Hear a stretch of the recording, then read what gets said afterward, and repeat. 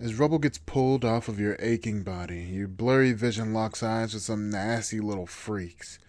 A one-eyed goblin addresses you as sire, and the gremlins start running around, nursing you back to health.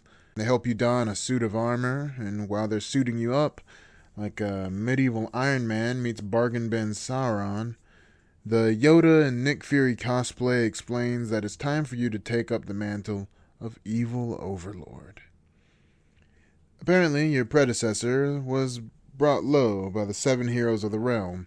They rolled up, killed him, ransacked the tower in the process, and so you'll have to rebuild the entire evil empire, starting with your home base. And in the meantime, the heroes are on site. The wizened old goblin introduces himself as Gnarl, and the little goobers at your beck and call are your minions, brown minions specifically. They're about as smart as your average Deep South conservative, but they follow orders, just as blindly too. So, they got that going for them. After pounding the cheeks of your evil jester, you head to the Mellow Hills, inhabited by the humans of the village of Spree, and halflings who have been attacking the villagers and forcing them into a work camp. You find the Tower Heart, allowing you to cast spells and fix up your new crib with other reclaimed items from the tower. The villagers aren't willing to let you in until you go and save their friends from the halfling work camps, though. While still a fledgling villain, you have no other choice. After incinerating halflings by the dozen, you find the prisoners in fantasy El Salvador, but most of them are guarded by a filthy troll. Get us out of here!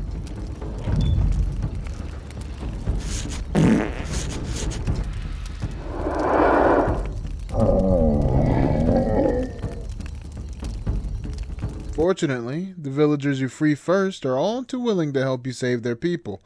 So with them as your meat shields, you make short work of the troll and your minions rip the remaining halflings limb from limb.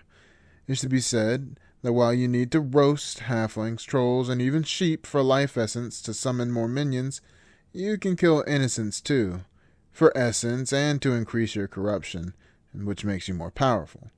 What good is being evil if you can't slaughter a few townsfolk when you feel like it? Letting most of the prisoners go back to Spree, you collect the crane from the camp for construction back at your tower, and you make your way back to the village. Entering Spree, you encounter the de facto mayor and proprietor of the Happy Mule Tavern, Archibaldimus Methuselah Wobbleboard III. But the rubes probably can't pronounce that, so he goes by Archie. He asks if you can go and reclaim the food that the halflings stole in their raid, or the village will starve. Gnarl insists that a good foundation to an evil empire needs people, living people, grateful, living people. So, you leave Spree to head towards the halfling camp, kicking ass and making corpses along the way. The halflings are putting on a party, and since you can't get in, you mosey on down to the little dude's domiciles to find that food. They clearly didn't let the health inspector in there, though, because there are rats everywhere. Despite the flagrant disrespect for the FDA, some of the Shire's finest are found pre-gaming in the mead hall with some human ladies. After cracking skulls at the Green Dragon Inn, you get to the kitchens and find the food for Spree. Your minions start carrying it out, but the villagers show up, offering to take it from there. You can comply with this request, or remind the peasantry that you're not the Walt Disney kind of overlord, more like the Jeff Bezos brand of evil. Once you're done cosplaying as a medieval Nestle, you make your way to the party, and encounter the first of the 7, Melvin Underbelly, the halfling hero. Well, it appears Melvin, the halfling hero, is all grown up and out. Pity he doesn't have the taste in music he does in food. Melvin fears these hands like he fears a treadmill, so he starts to flee the party. You give chase, but the violinist? But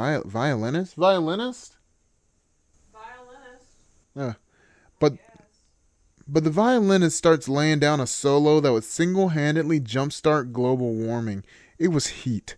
The minions, unable to shake the boogie, start uncontrollably busting it down freaky style, allowing Bilbo's obese uncle to get away.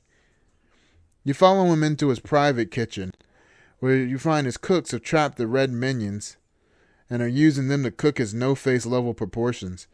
Melvin awaits you in the dining room, making his cheeks clap as a defense mechanism. You and your minions make light work of God's heaviest warrior. Motherfucker was so fat that Samwise Gamgee wouldn't even offer to carry him. Feeding Melvin his overdue vegetables, you make your way into the back and find the red minion hive. These spicy boys fling fireballs and walk through fire like Shadrach, Meshach, and Abednego, which conveniently allows you to get to new areas. Back in Spree, the villagers speak of a lady who helped them escape Castle Spree when it was attacked by some flying demons. The red minions come in handy once you get down the lane to the castle because it's looking like Notre Dame in 2019. The Reds help you slip in after using their demonic sloppy toppy to slurp up all the fire. As you head into the gates, a bunch of knife-throwing ninjas start getting froggy, and clapping the hidden leaf's ambu ops, you enter the castle dungeon where there's a woman leading villagers away from another pair of ninjas before locking herself and the villagers in a panic room while you explore the dungeon.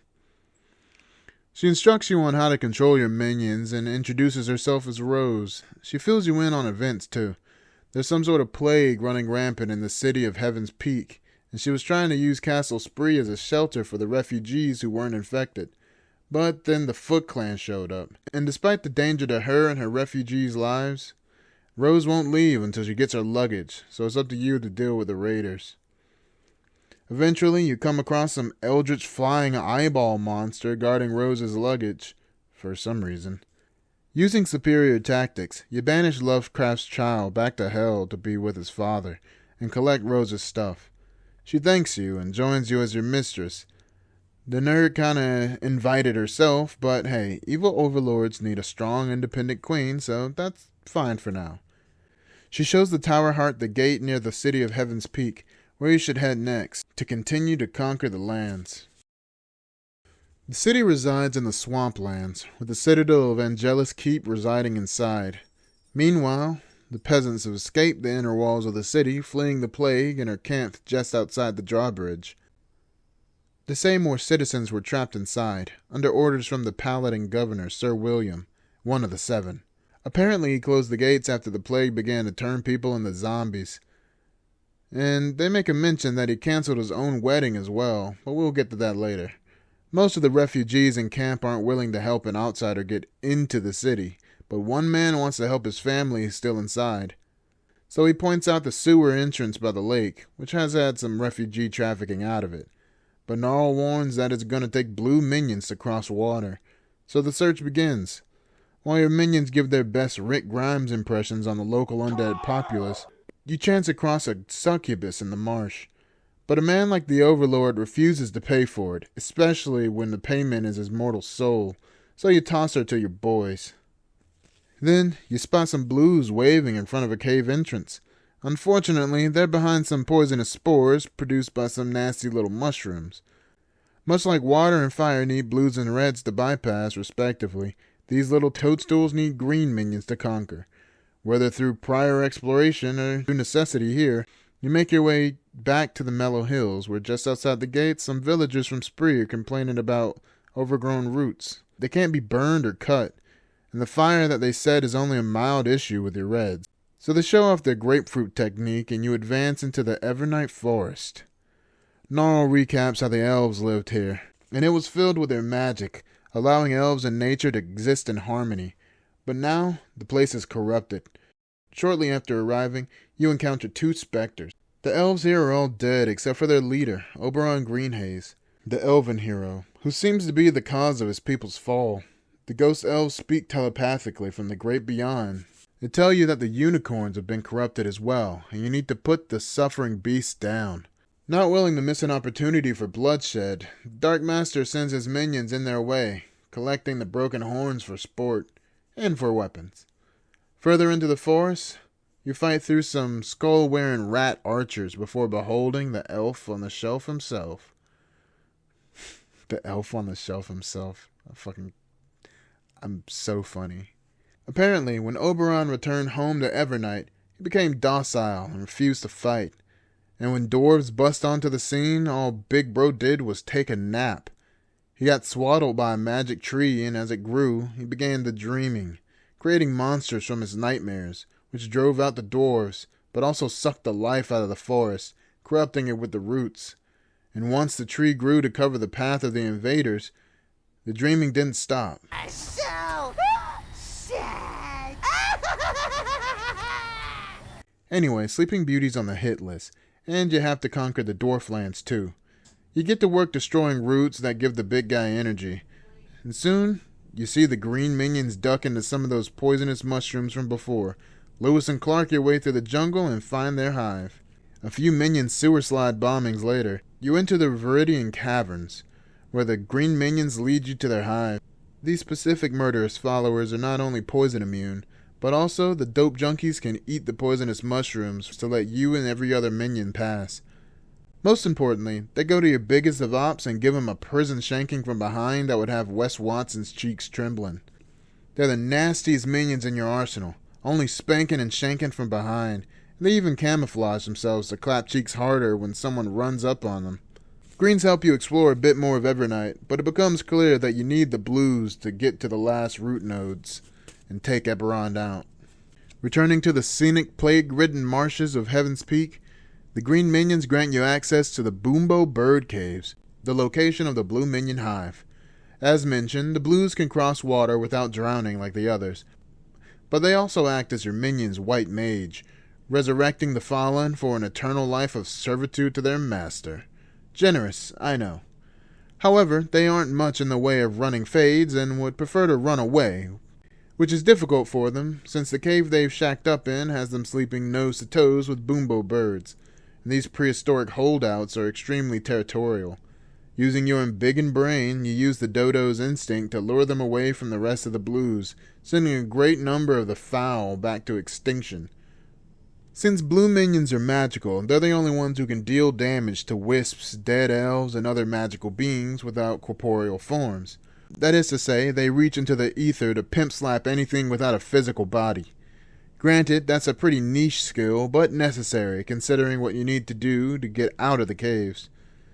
With your army complete and no other obstacles, you are now ready to storm the drains, and wade through the city's refuse and run off to get to the understreets. The tunnels are filled with the city's dead. You fight your way to a group of refugees who are trapped in the understreets with a priest of the Silent Order. Priests ain't much for conversation, but the peasants complain that Sir William only throws parties with a group known as the Red Dawn. After dealing with the biggest and most dangerous pool noodle, they emerge inside the walls of Heaven's Peak. But just when you're enjoying a slightly less fetid atmosphere, some goofy knight attacks, with barely a word said. Once you calmly explain to him the meaning of ACAB, you learn from the peasantry that Sir William used to frequent the inn for rumored carnal purposes, and his citadel is being guarded by winged demons, very unbecoming of a paladin. He even cancelled his own wedding. Some young harlot, I imagine, with full breasts and an empty head. Could you look into it, Lord? I should stay here, do what I can for these folks. Some are as frightened to go as they are to stay. Well, that's just typical of her. I mean, of her type, sire. A silly little wench, too daft to know what she's getting herself into. One citizen even says there's a magical forge back in the understreets. Use a craft durium, which gives you a boost to the amount of minions you can melt down and make more armaments. Freshly decked out in a new tough fit, you make your way to the poor quarter, where the zombified and infected are quarantined, some of whom are fully embracing the plague. That was amazing, stranger! Thank you. We're very impressed. Especially the way you killed them all! And tired yourself out. Now we'll have our fun! The city center leading to the citadel of Angelus is heavily guarded by more knights, plenty of succubi, and hordes of zombies shambling in the square, just in case you thought you can brute force your way in. But a good overlord is wise and cunning. Chancing by some seemingly unperturbed peasants in front of a building with red lights, you find the Halfway to Heaven Inn, where Sir William seems to have lost his mind. Almost immediately, you spot a suspicious red-robed individual running through a door. Pursuing Red Riding Dirty, you discover the Order of the Red Dawn. They welcome you in. You don't even need to know the password. They aren't hostile yet, but they will pull a ritual dagger on you if you strike first.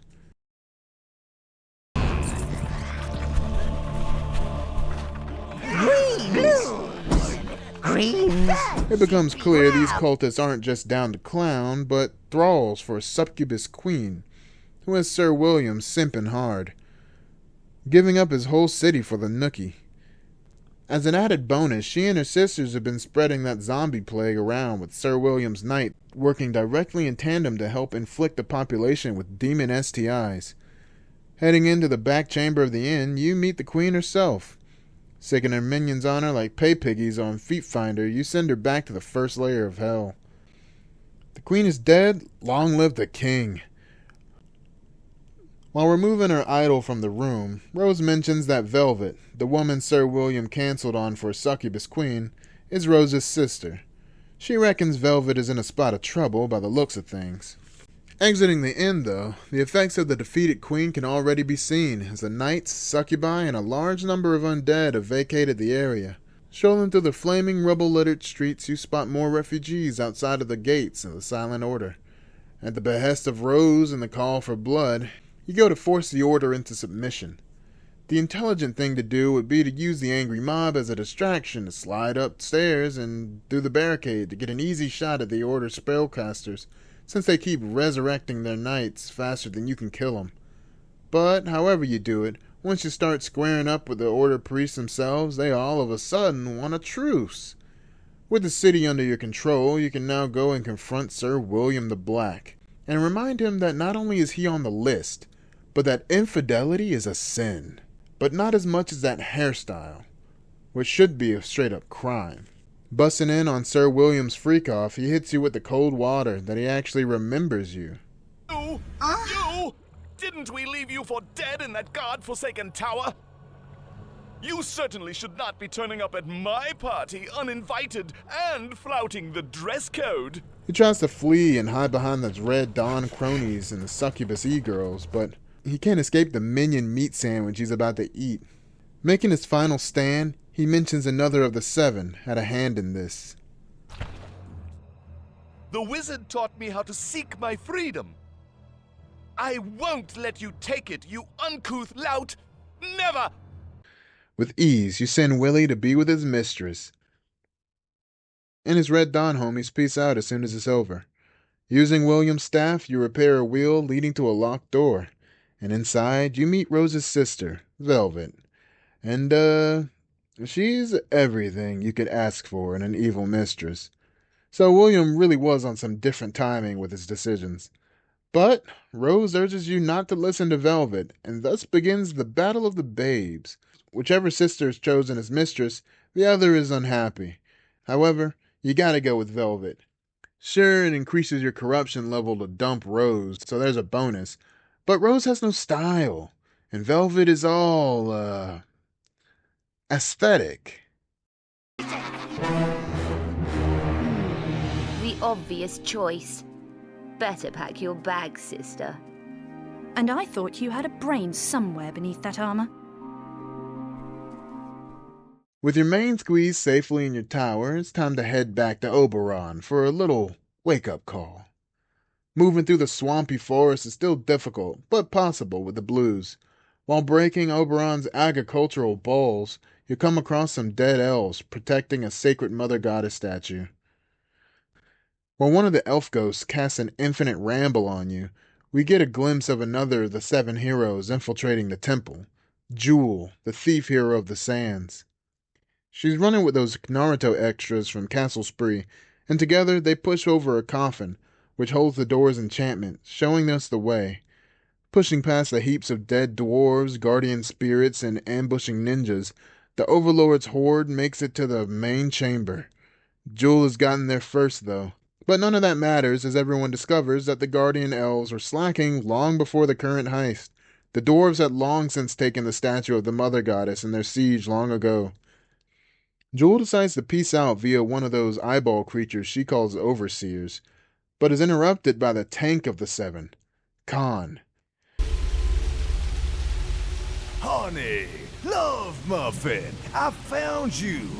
You mustn't use the overseer, Snugglebottom. The old man don't like it. Clearly I didn't hit you hard enough. June, I don't like you beaming off like that, my little thieving sugar plum.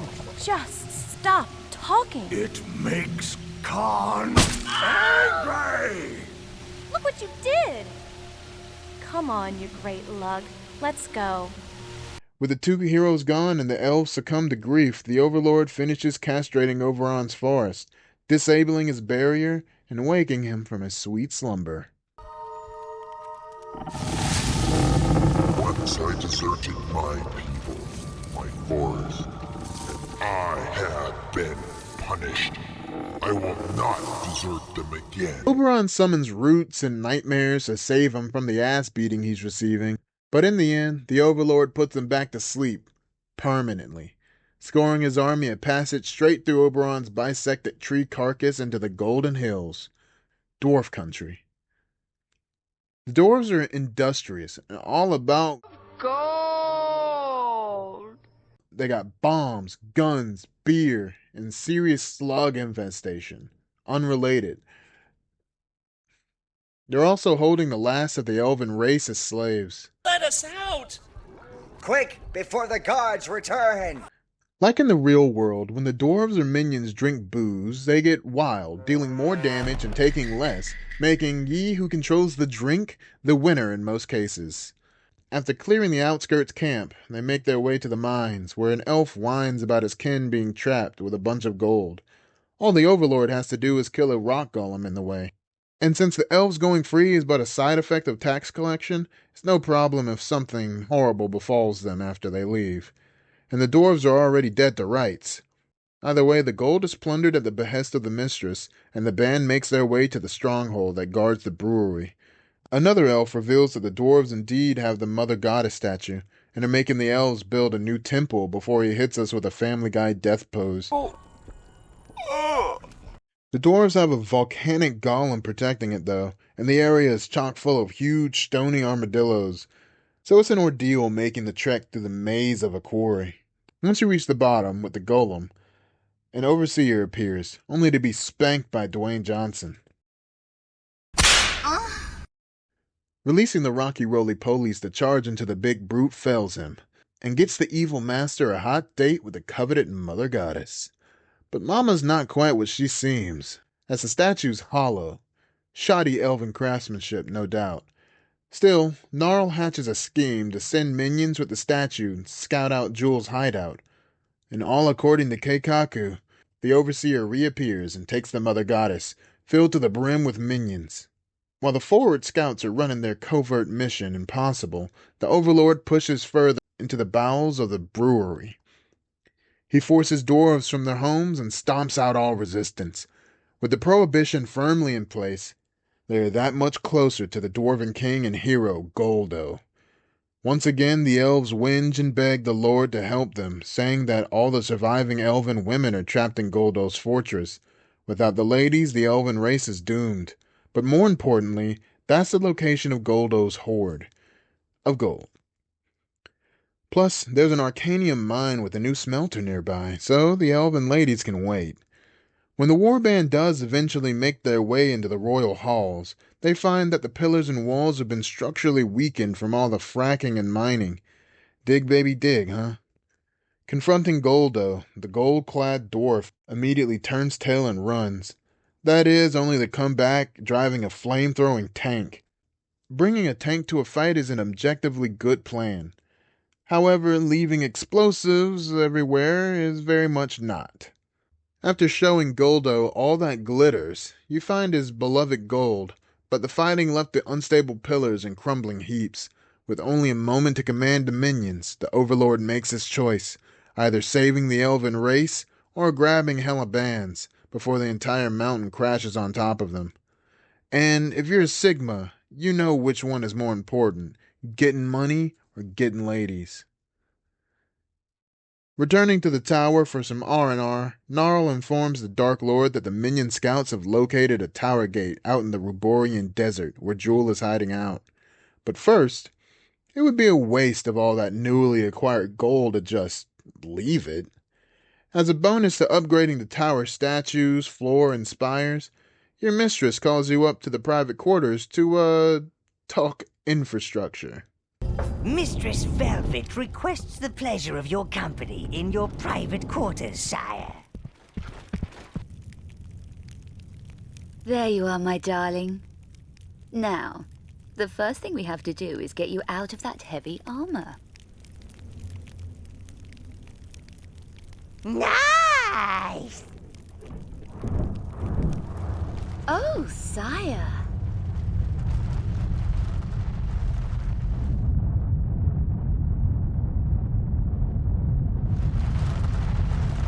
Well, that was a surprise. I think you're undercompensating, Master. After testing the stability of the tower's foundation, the Overlord beams over to the Ruborian desert to track down Jewel. Making use of the landscape's native jihadist, you advance through the sands, killing ninjas and dune worms alike. Once Jewel is cornered in a town, the minions surround her until she's forced back into the tower portal, transporting her straight into the tower's dungeons. As a bonus, she leaves behind the statue of Mommy Dearest for your collection. Although it seems like some folks don't know when they're dead and unwanted. Always content to do none of the work and reap the reward, the elf ghosts show up asking for the statue. Now, you could just give them their shoddy hollow statue back and be done with it. But the Lord of Evil isn't exactly the charitable type, so he gets the blues to suck them off before returning to the tower for an appraisal of our newly acquired gem. Jewel isn't happy to be stuck in a birdcage and threatened with torture, so she tells us some deets immediately. She divulges that another of the heroes, the wizard, paid her to steal the statue. However, their chat's cut short. They learn that Khan is rampaging looking for Jewel. He attacks the village of Spree, so Mr. Steal Girl heads down there to clap his cheeks too.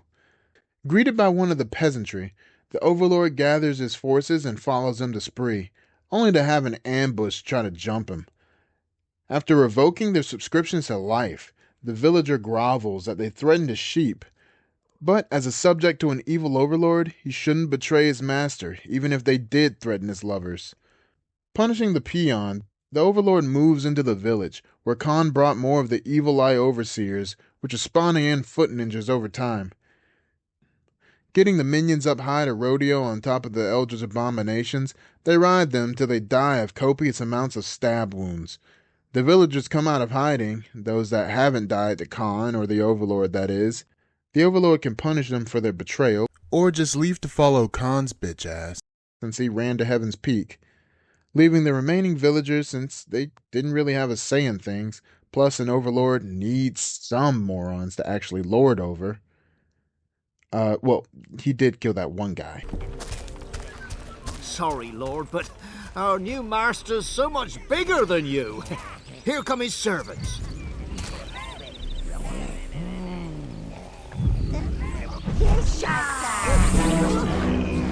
The situation is much the same in Heaven's Peak as the Dark Master arrives at the Silent Order Temple. Spreading shinobi cheeks and poking overseer eyes, the Lord's army moves into the city to find Khan throwing a hissy fit. The supersized buffoon is a tank in every conceivable way. Yet, he keeps running from the absolute dicking he's receiving, insisting that the Overlord can't keep Jewel from him, nor can the wizard. If he were any more destructive and overprotective, he'd be on Dateline. Despite his prestigious size and strength, Khan still makes his opponent juggle him and his cronies. No matter how much he bitches and moans, stomps and cries, the big baby goes down. Don't know why he was so angry, though. Jewel is the only one of them who has lived, so pretty good for her, all things considered. With the penultimate name crossed off of his shit list, the Overlord is summoned back to the tower by Gnarl. All the minions are gathered for the near completion of the task at hand, but... The return of the Overlord, the one true evil. Oh no, not you, the real Overlord. Yes. I've always been loyal to evil. I don't ask questions. Evil is as evil does. Welcome back, sire. I am home. Even if I did have to hitch a ride inside this wizened and weary body. So as the ugliest man alive explained, he, the previous Overlord, had body snatched the wizard right before the 8 heroes had killed him. Rose and Velvet, the real wizard's daughters, along with the 6 heroes who left their comrade to die, had been corrupted by the wolf in sheep's skin. Which is weird because why would you help the guy who killed your father and wore skin like Magical Bubba from Texas Chainsaw Massacre?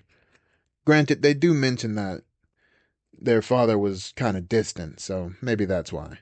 Though whichever sister was chosen as mistress isn't content to let it go down, and in this case, Velvet moves to destabilize the Tower Heart and give her bow a fighting chance. Despite their disloyalty, the Overlord has bigger fish to fry. Moving through the tower's lower reaches after his predecessor, he collects the minion hives, quite literally fighting a minion civil war. The wizard taunts you, but he won't show his face, the bastard. Did you have fun killing off your old friends? Don't you remember how they left you for dead? Is he dead? Surely no one could have survived that fall. We must help him. He fought beside us. There may still be a chance. No, we gotta go. Take what we can and get out of here. He's right. We vanquished the evil. He has earned his rest. Leave him. Recovering his spells, the deposed Overlord recollects his loyal minions and fights through the traitors. Hearing how the other 7 heroes debated leaving him only added validation to his vengeance and fuel to his fire. Ultimately making his way to the top of the tower for a final showdown with his predecessor, he finds the old man waiting for him. He tries to win the battle by explaining his plan, slowly corrupting the 6 heroes while wearing their ally's face, meanwhile healing their fallen friend to become their new adversary. But Bro's yapping won't do much to keep his cheeks from being spread. Plus every person he brings up left our boy for dead, only to die at his hands in the end. So it's a bit of a moot point to brag about how they got there. After thrashing his Avatar state ass, the old Overlord tries to get out one final narcissistic monologue before being permanently deposed. The good. They don't know how close to evil they really are. Then, Null reads out the preceding days depending on your choices throughout the game. Whether you brought chaos, or if you were, nice. However, we all know what you should have done. And of course, the 7 deadly sins bit wasn't lost on anyone. Melvin, of course, being gluttony. Sir William was lust.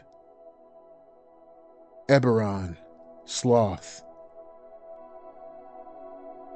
Goldo, greed.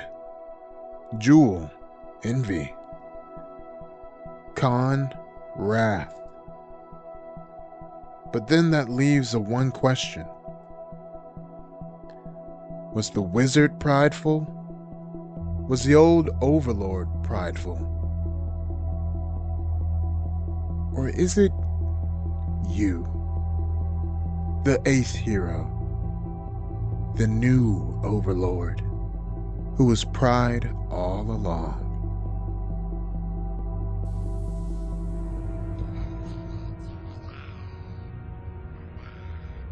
But evil will always find a way.